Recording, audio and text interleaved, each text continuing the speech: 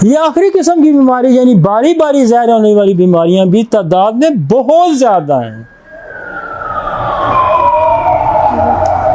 अब उसने पहले आपको समझाया कि जिस्मानी बीमारी, आप उसको ये ना समझें, पहले देखें इसको कोई स्किन की डिजीज़ थी, ये दबी है तो फिर दैनी तकलीफ शुरू है तो वो कंसीडर करें। मैंने कई एग्जांपल भी दी, बच्चा मेरे पास आया, उसको खारिज थी, खारिज ठीक हुई तो उसको दौरे पड़ने चले, दौरे पड़ने ठीक हुए तो खारिज निकल आए। तो पहले वो बात करा, फिर उसने कहा कि हम मेंटल बीमारियों भी, जैसे कोई स्ट्रेस है, कोई तकलीफ दे है, कोई घरेलू नचाकी है, तो वो ज़हनी बीमारियां जो हैं बाद वफा जिस्मानी है।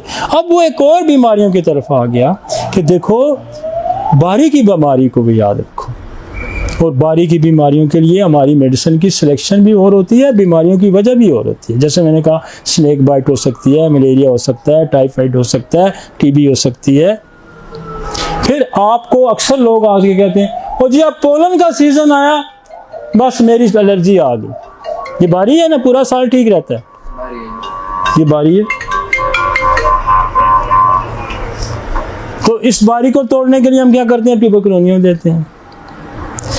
इसी तरह दिन की बीमारियां और हैं, रात की, जैसे साइकोटिक दिन का है, रात को टीबी, हर सर्दी में टीबी एग्रीवेट करेगी, हर चेंज ऑफ क्लाइमेटिक टीबी का मरीज पकड़ा जाएगा, ये भी बारी है। तो बारी पे कभी मैं पूरा लेक्चर ही बारी पे करता हूँ। बारी बड़ा एक बिग सब्जेक्ट है।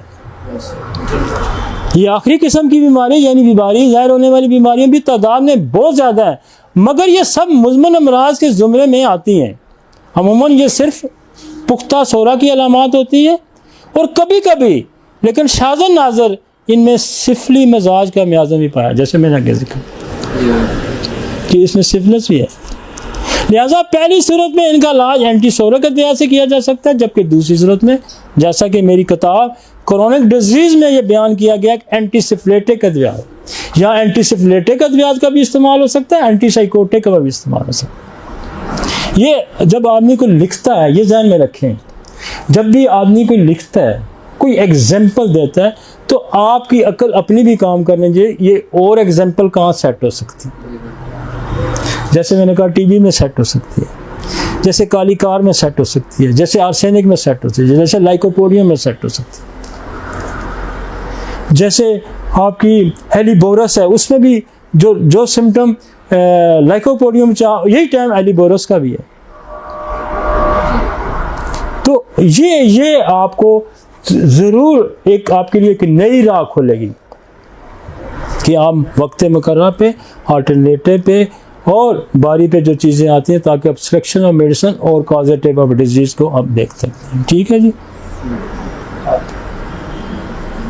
ठीक हो गया।